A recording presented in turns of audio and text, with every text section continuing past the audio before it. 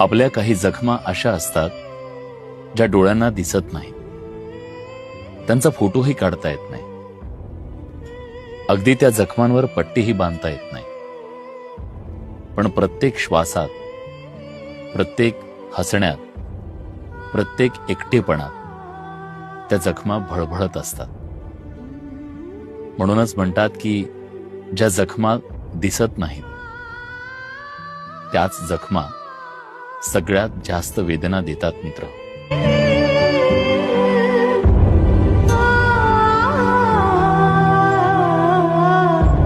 आपल्या काही जखमा अशा असतात ज्या डोळ्यांना दिसत नाहीत, त्यांचा फोटोही काढता येत नाही, अगदी त्या जखमांवर पट्टीही बांधता येत नाही.